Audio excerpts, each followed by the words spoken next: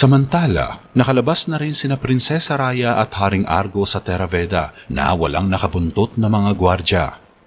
Dalawa lang silang pumasok sa kagubatan para mamasyal. Mabagal lang ang pagtatakbo nila sa mga kabayo para maiwasan na mapalayo sa Terra Veda. Natutuwa silang pagmasdan ng magagandang tanawin, ang mga puno sa paligid, mga hayop na gumagala sa kakahuyan. Nakangiti at relax lang si Raya habang kasama ang kanyang ama na walang kamalay-malay sa binabalak niyang gawin. Natutuwa akong hinihikayat mo akong sumama, Raya. Siguro dapat natin itong gawin sakali magkaroon muli tayo ng bakanting oras. Masayang wika ni Haring Argo habang binabagtas nila ang mababang burol. Gustong gusto ko yan, ama. Tara, karera po tayo. Paghahamon ni Raya, pinatakbo niya ng mabilis ang kabayo paakyat ng burol. Napangiti na lang si Haring Argo nang sundan ang anak. Samantala, kakatapos lang kumain ng dalawa. Nakahiga na sila sa iisang unan. Nakatagilid ang higa at kaharap ang isa't isa. Dapat na siguro tayong bumalik sa Terra Veda? Nag-aalala si Michelle dahil 3 oras na silang nasa kakahuyan. Huwag kang mag-alala, maaari pa tayong manatili ng mas matagal. Hindi ko alam kung kailan ulit tayo magkakaroon ng ganitong pagkakataon. Sagot naman ni Prinsipe Jericho. Baka kapag naging magsasaka ka na, mas madali na tayong magkasama. Saad ng dalaga. Hanggang panaginip lang yun. Natatakot ako na baka hindi mo rin maiwan ang Terra Veda. Natigilan si Jericho nang may mauliningan siyang kaluskos ng dahon at sanga sa di kalayuan. Shh! Tahimik! Narinig din ito ni Michelle. Mga bandido ba? Tumingin sila sa paligid. Inabot ni Jericho ang espada niya. Kumuha siya ng guwantes at kunwaring tinapon sa bandang uluhan ni Michelle na ikinagulat naman ng dalaga. Nagkatitigan ng matagal ang dalawa. Isang putakte lang pala. Sabay ngiti ni Jericho. Napasimangot tuloy sa inis si Michelle at hinampas sa braso si Jericho. Ngunit hindi inaasahan ni Michelle ang mga sumunod na nangyari. Hinalikan siya bigla ni Jericho. Natigilan naman si Michelle. Hindi siya nakapalag ng paglaruan ng makikipot niyang labi. Taas-babang kinakagat ni Jericho ang mga labi ni Michelle. Marahang kagat at pisil sa labi. Hindi makahinga si Michelle sa mahusay na paglaplap ni Jericho. Mainit itong humalik kaya hindi tuloy maiwasan ng dalaga na madala sa init ng sensasyon nila. Gumanti rin ng halik si Michelle. Ilang minuto silang naghalikan ni Jericho. Subalit, nabulabog ito ng isang shot ng hooves ng kabayo ang dumating. Jericho! Sigaw ni Haring Argo. Parehong natigilan sina Jericho at Michelle. Gulat silang napabitiw sa make-out session nila. Kita nilang dumating si Raya at parehong nasaksihan ang ginawa nila. Napabuntong hininga si Michelle. Halos himatayin na siya sa hiya. Di siya makatingin ng diretsyo sa mata ni na Haring Argo at Raya. Makaraan ng ilang oras, pumasok si Haring Argo sa silid ng konseho habang naghihintay sa loob si Jericho. Paikot-ikot itong naabutan ng ama sa gitna at halatang di mapakali sa kaba. Pumasok si Haring Argo na may blankong ekspresyon. Pagkatapos ay biglang tumawa ng lumapit kay Jericho. Hinampas pa nito sa balikat si Jericho. Naguguluhan si Jericho kaya nagsimula din siyang tumawa kasabay ng ama. Nagtawanan sandali ang dalawa. Akala ko magagalit ka? Sambit pa ni Jericho. Naging bata din ako minsan. Alam ko na ang tuksong hatid ng mga naglilingkod na babae. Sagot ni Haring Argo na tumatawa pa rin. Pasensya na kung itinago ko ito sa'yo. Akala ko ito ang pinakamahusay na paraan para hindi mo ko kamuhian. Saad ni Jericho. Wala namang malubhang pinsala na nagawa ito sa'yo. Pero hindi ako papayag na magpatuloy pa ang ganitong bagay. Malinaw naman sa'yo ito, di ba? Seryosong sabi ni Haring Argo. Mabilis na bura ang masayang mukha ni Jericho. Anong pinagsasasabi mo? Tanong ni Jericho. Tumingin ng diretso sa kanya ang ama niya. Hindi mo na makikita ang babaeng ito. Direktang sagot ni Haring Argo. Kakasabi mo lang na walang pinsalang na idulot sa akin to, di ba? Taka ni Jericho. Naging masaya ka, alam ko. Pero ngayon ay dapat na itong matapos. Tugon ng hari. Ano naman kung isa lang siyang utusan? Tila di matanggap ni Jericho ang desisyon ng ama niya. Ang kaligtasan ng Terra Beda ay nakasalalay sa pagbuo ng isang alyansa sa pamamagitan ng iyong kasal. Saad ni Haring Argo. Pero hindi ako pwedeng magpakasal sa taong wala akong nararamdaman. Sagot naman ni Jericho. Sumama ang tingin sa kanya ng ama. Ang iyong unang tungkulin ay nasa Terra Beda. Naiintindihan mo naman ito, di ba? Ani ni Haring Argo. Pero gusto ko siya. Mahinahong sabi ni Jericho. Napailing sa galit si Haring Argo. Hindi ako papayag na mangyari ulit ito. Ipinagbabawal ko na ito sa'yo. Matigas na desisyon ni Haring Argo. Napailing din si Jericho. Hindi mo maaari ipagbawal sa akin kung ano ang nararamdaman ko sa higit na kaya ko. Hindi ko siya itatanggi ngayon. Oo, mahal ko siya. Mahal ko si Michelle. Pabalang na sagot ni Jericho. Dito na nagsimulang mabuo ang mga argumento nila. Mga komosyon at pagtatalo nang magsimulang uminit ang tensyon ng mag-ama. Wala kang sasabihing bagay sa akin para pagpilian ko. Palayasin siya sa lungsod. Maotoridad na utos ng hari. Naglakad ito palabas ng konseho. Hindi mo pwedeng gawin yan! Napahinto si Haring Argo sa pinto saka lumingon sa anak. May 3 araw pa siya para umalis. Kapag bumalik pa siya, sasapitin na niya ang sakit na hindi niya pa nararanasan. Babala ng hari. Pero wala siyang mapupuntahan. Ang buhay niya ay nasa Terra Beda. Tila nag-apoy sa galit ang mga mata ni Jericho. Tumataas na ang kanilang mga boses at umaabot ito sa labas ng konseho hanggang sa koridor kung saan nakatambay ang mga kawal na nagbabantay sa bawat silid ng kastilyo. Pero sa halip na makialam ay nanatili lang silang tahimik sa kanilang kinatatayuan. Nagpatay mali siya at hindi na pinansin ang bangayan ng mag-ama. Ikaw ang dahilan kung bakit ito nangyari, Jericho. Kasalanan mo ito. Wala ka nang magagawa. Ang desisyon ko ay pinal. Wika ni Haring Argo. Pakiusap. Huwag mo siyang paalisin. Ibibigay ko sa iyo ang aking taimtim na salita na hindi ko na siya lalapitang muli. Pagmamakaawa ni Jericho, pero sadyang matigas ang puso ng hari. Para sa kanya ay hindi na kayang baguhin ng isang pakiusap ang desisyon niya. Nililinaw mo lang sa akin na hindi mo talaga makontrol ang iyong nararamdaman para sa babaeng ito. Umalis na si Haring Argo. Hindi! Biglang hinawakan ni Jericho ang braso ng kanyang ama. Bumitaw siya nang makita ang ekspresyon ni Haring Argo at umatras siya. Para sa ikabubuti mo ito. Umalis na ang hari na hindi man lang nakareact si Jericho.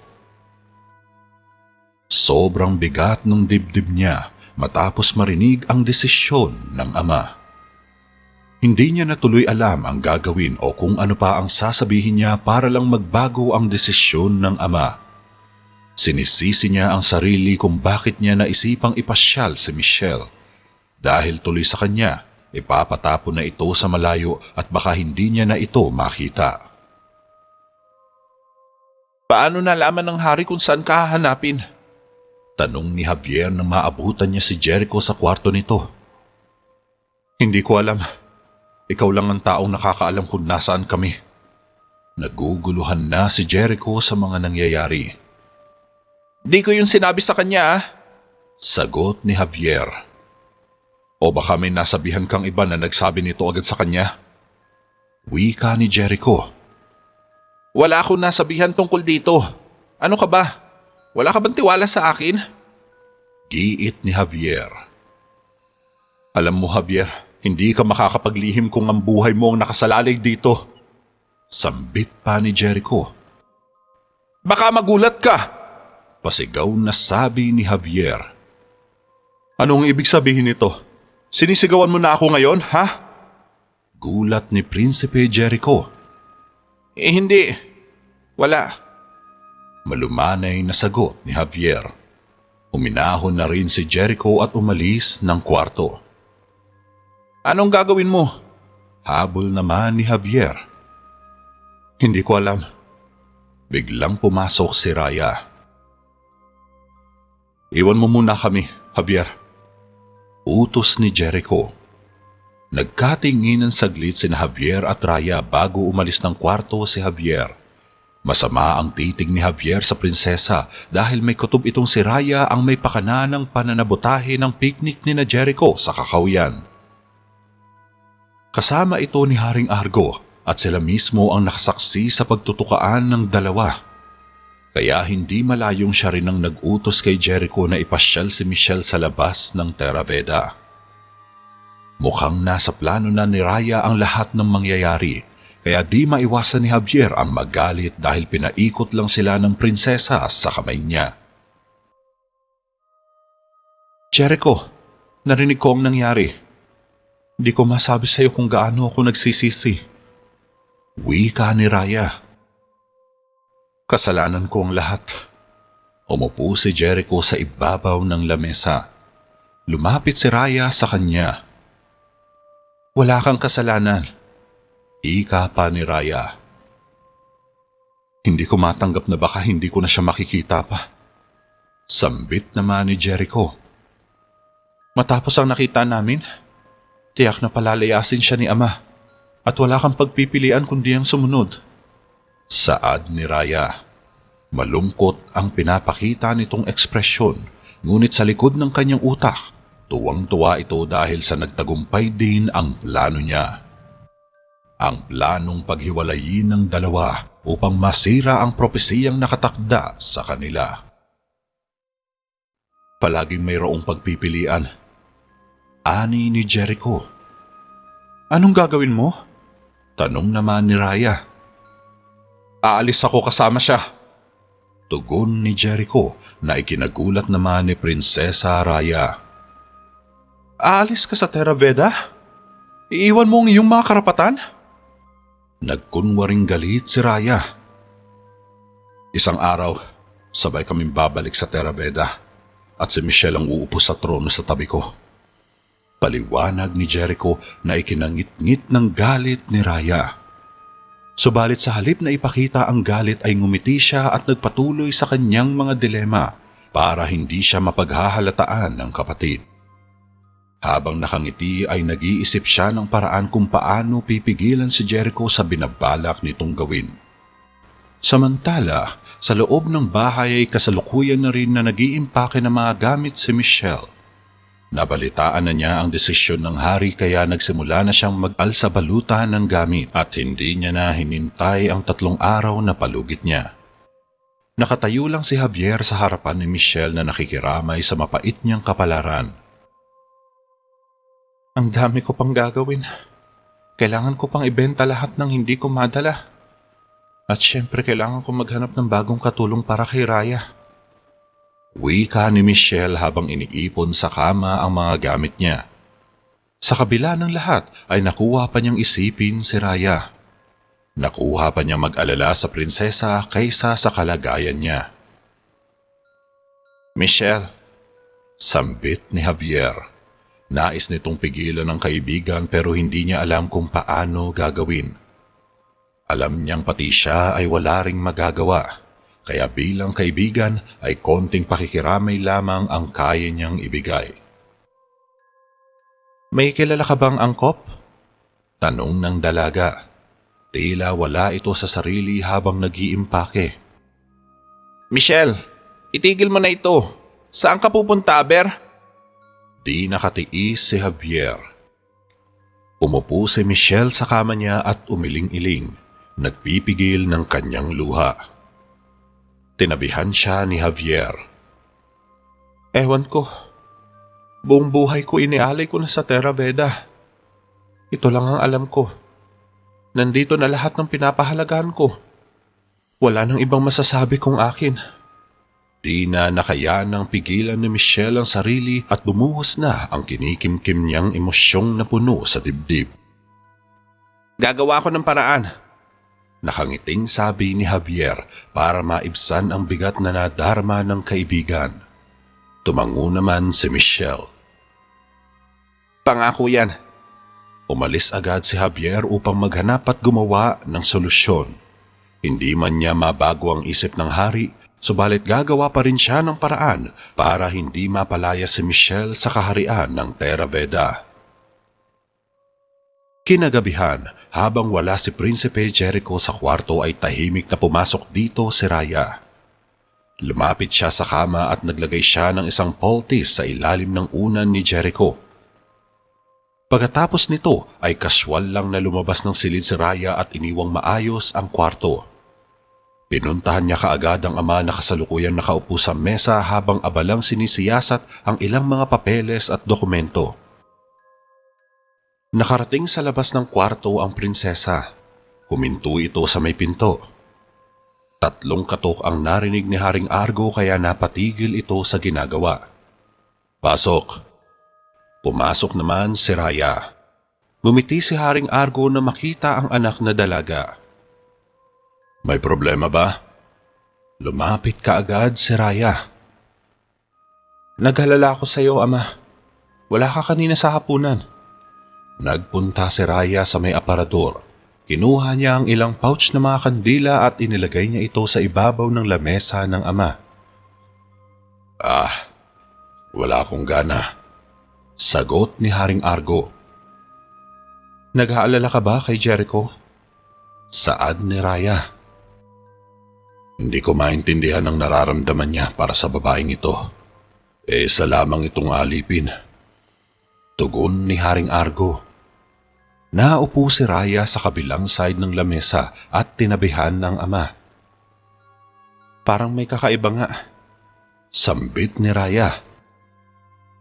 Ang alin? Taka naman ni Haring Argo. Tumayo si Raya at kumuha siya ng isang stick para sindihan ng mga kandila sa lamesa. Sinabi na sa akin lahat ni Jericho at hindi siya kailanman nagpahayag ng alinmang pagtingin noon kay Michelle. Pero ngayon, parang may kakaiba na. Parang nakakapagtaka lang dahil bigla na lang niyang sinasabi ang pagmamahal niya para kay Michelle. Wika ni Raya. Ano bang gusto mong sabihin, Raya? Medyo naguguluhan na tanong ni Haring Argo. Sigurado akong may nangyayaring hindi kaaya-aya kay Jericho. Sabay inihipan ang stick na ipinangsindi niya sa mga kandila. Sabihin mo sa akin kung ano sa tingin mo ang nangyayari. Bumalik sa inuupuan niya si Raya at tumingin ng diretsyo sa kanyang ama. Ikaw mismo ang nakapansin sa kakaibang asal ni Jericho, di ba? Pero sa palagay ko, parang ginagayuma siya. Pahayag ni Raya. Nagulat si Haring Argo. Hindi ito nakareak agad na tila may pumutok na bumbilya sa sentido niya at may isang bagay siyang napagtanto. Lumipas ang ilang oras, hinalughog ng mga gwardya ang buong silid ni Jericho habang nakatayo lang ang prinsipe na naka-cross-arm at medyo naiirita sa mga gwardya. Lahat ng makita nilang mga gamit sa paligid ay binubuksan nila pagkatapos ay hinahayaan lang nilang kumalat sa sahig. Pinaghahalungkat pa nila ang ilang drawer sa mga aparador at nilalabas ang sa tingin nila ay kahina-hinala. Maging ang cabinet at closet ni Jericho ay hindi rin pinalampas ng mga gwardya at pinaghahagis nila ang mga damit sa sahig na animoy mga akyat bahay na nanlilimas ng mga alahas at gamit. Biglang pumasok si Javier. Anong nangyayari? Pagtataka ng binata.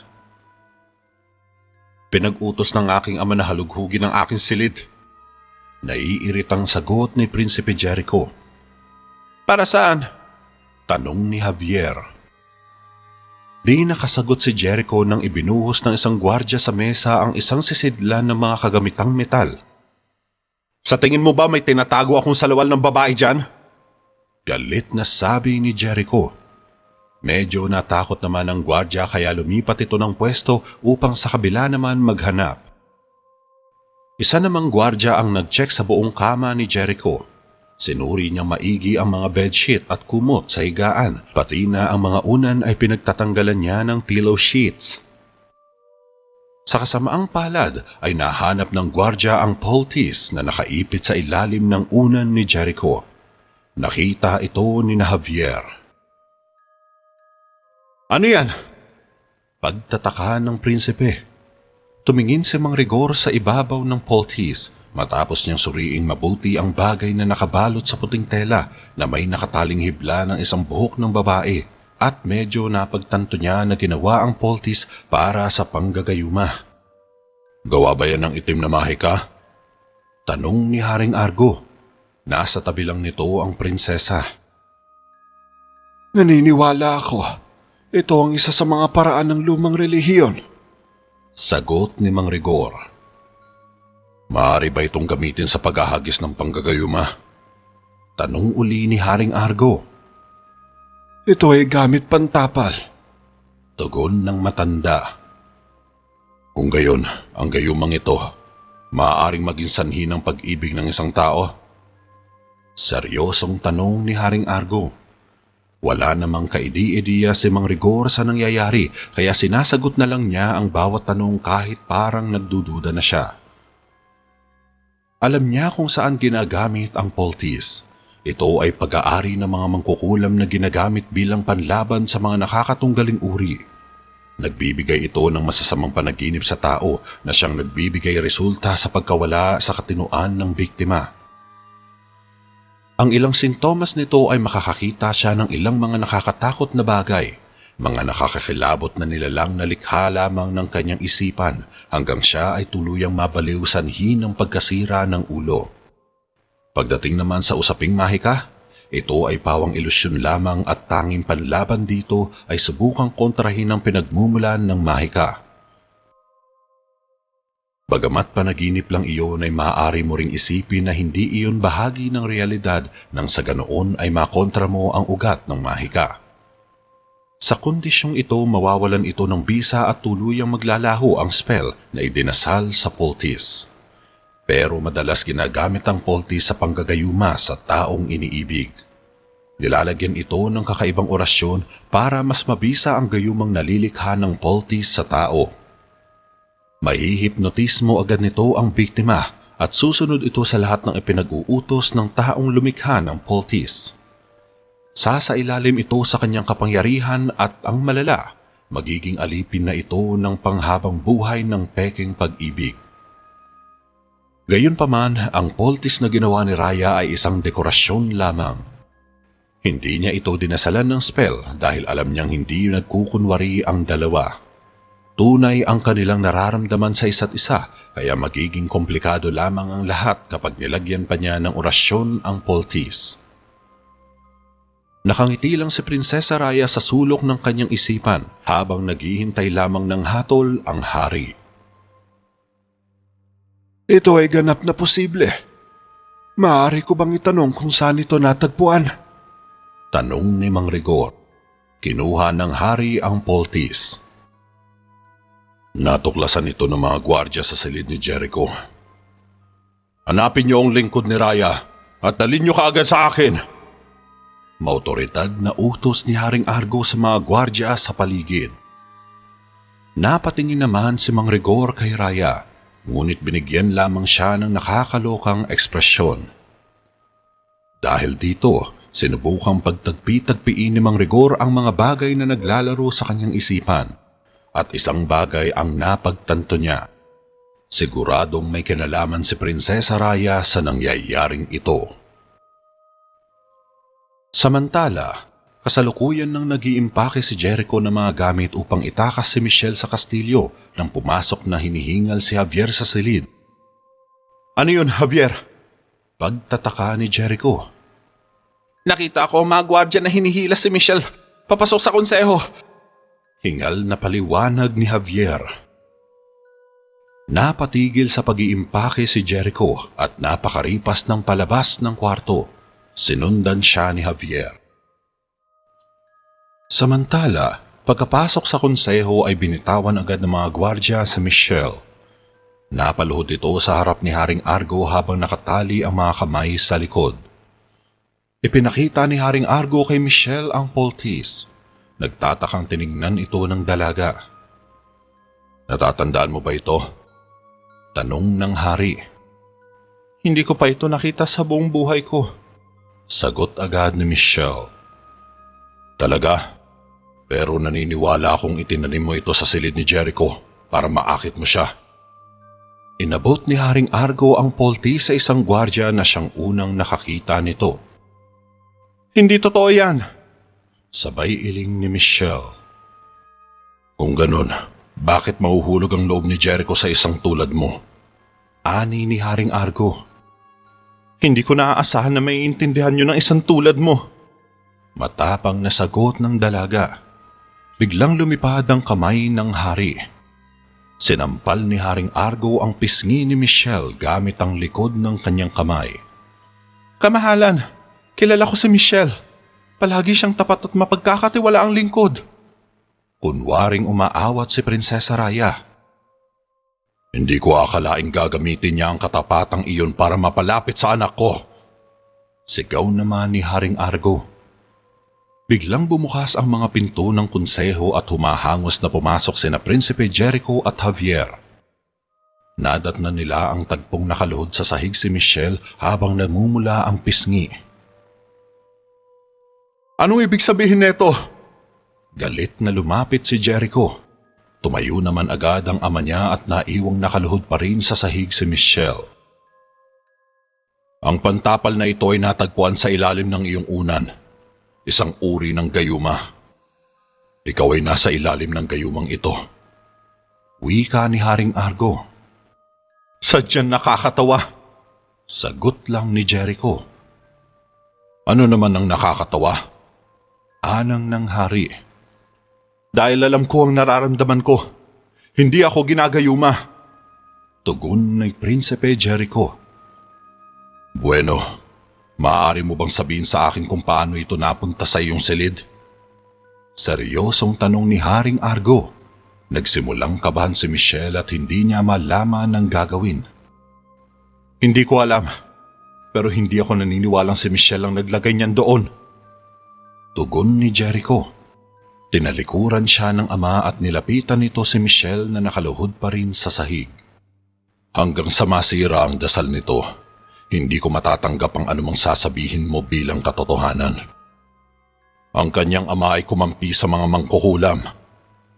Wika ni Haring Argo habang nakatingin kay Michelle. Mabuti at inosenteng tao ang tatay ko, pero pinatay mo siya. Galit na sagot ni Michelle. Kung ganon, ginayuma mo ang aking anak para makapaghiganti sa akin? Saad naman ni Haring Argo. Umiling ang dalaga. Hindi totoo yan. Tumingin siya kay Jericho. Nakita niya ang puot sa mga mata ng prinsipe. Animoy nag-aapoy ang mga mata nito habang galit na nakatingin kay Haring Argo. Parang bulkang sasabog si Jericho sa sobrang galit. Kamahalan, kung ano man itong pantapal na ito, hindi talaga ako naniniwalang si Michelle ang may pananagutan sa gayumang ito. Sabat naman ni Mang Rigor. Wala akong pakialam kung ano man ang paniniwalaan mo, Rigor. Nasa ilalim ng kanyang gayuma si Jericho.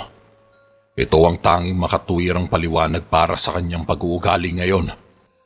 Sagot ni Haring Argo. Ama, kailangan mong makita ang dahilan. Walang ginawang masama si Michelle. Sigaw naman ni Prinsipe Jericho. Tiningnan siyang galit ng ama. Tahimik na nag-isip at maya-maya ay binaba niya na ang isang pinal na desisyon na siyang wawasak sa puso't isipan ni Jericho. Napatunayan siyang nagkasala ng paggamit ng mahika at ng gayuma. Siya ay susunugin sa tulos. Formal na hatol ni Haring Argo. Hindi! Sumugod si Jericho sa ama niya. Pigilan niyo siya! Sigaw ng hari.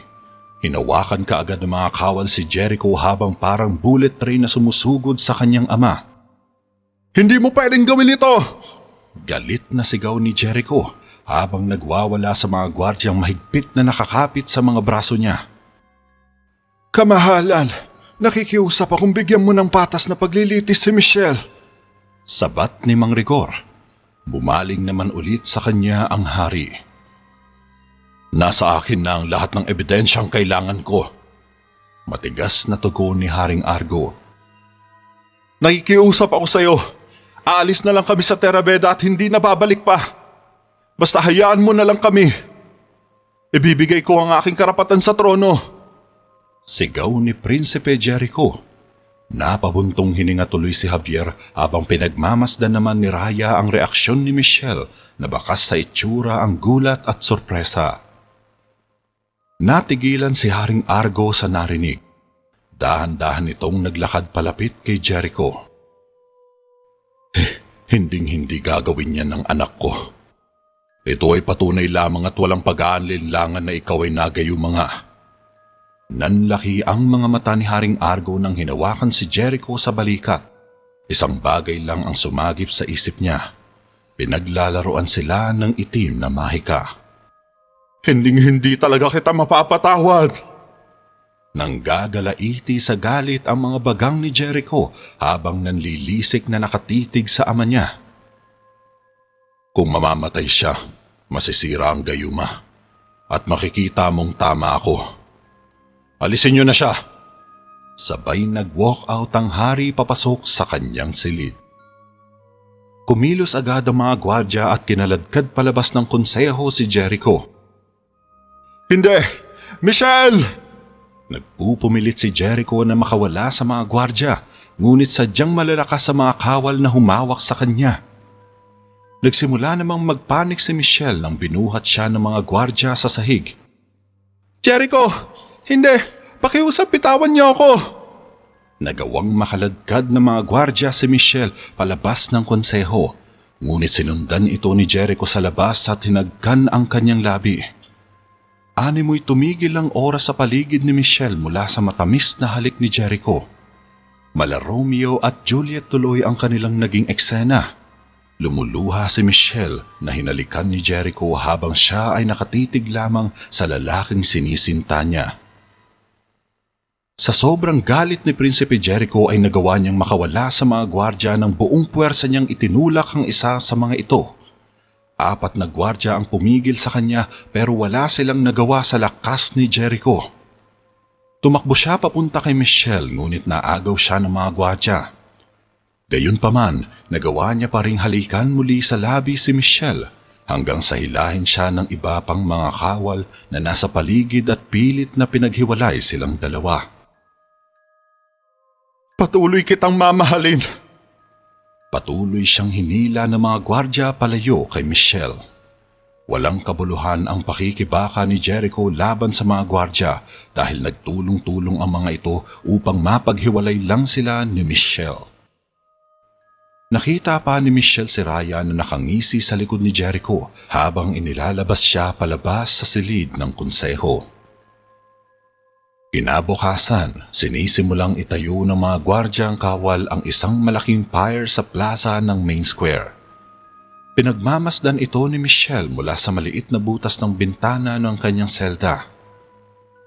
Sa isang maliit na entablado, may itinayong mahabang tulos sa gitna habang nilalagyan ito sa ibaba ng mga panggatong kahoy at maging sa paligid ng entablado ay tinambakan din ng mga ugat at tuyong sawali upang mas lalong lumiyag pa ang apoy kapag ito ay sinindihan. Dito idaraos ang pagbitay kay Michelle mula sa pagkakasala ng paggamit niya ng ipinagbabawal na mahika. Sinintensyahan siya bukas ng pagsikat ng araw. Ipapasaksi ito ng hari sa mga mamamayan ng Terra Veda upang maging babala sa kanila para wag na siyang pamarisan. Kasalukuyan din itong pinagmamasdan ni Prinsipe Jericho mula sa bintana ng kanyang silid. Pumasok si Javier sa kwarto na bakas sa itsura ang pag-aalala. Kailangan nating gumawa ng paraan para maipuslit si Michelle palabas ng Terra Beda. Matigas na sabi ni Javier. Hindi ako makakilos. Patuloy akong binabantayan ng aking ama. May mga bantay rin sa labas, pati sa mga tarangkahan. Hindi ko kayang panoorin siyang mamatay, Javier. Malungkot na sagot ni Jericho. Tila nawalan na ito ng pag-asa. Walang buhay ang mga mata niyang nakatingin kay Javier. Hindi siya makakontra sa desisyon ng kanyang ama dahil wala pa siyang sapat na kapangyarihan. Puno ng gwardya ang paligid ng kastilyo. Bawat pasilyo at koridor ay may itinalagang bantay dito upang masiguradong hindi makakagalaw ang prinsipe. Dahil kalkulado na ni Haring Argo ang mga kilos at galaw niya ay wala siyang maisip na paraan para mailigtas si Michelle. Tanging naiisip na lamang ni Jericho ay ang magkaroon ng isang himala na makapagbabago sa desisyon ng hari. Nakikita naman ni Javier na parang gusto nang umiyak ni Jericho dahil sa sitwasyon ngayon. Subalit alam niyang pinipigilan lang ni Jericho ang sarili sapagkat ayaw nitong nakikita siya ng iba na maging emosyonal. Naaawa tuloy si Javier sa kalagayan ng kaibigan. Gusto man niyang pagaanin ng loob ni Jericho pero wala siyang maisip na ideya kung paano ito gagawin.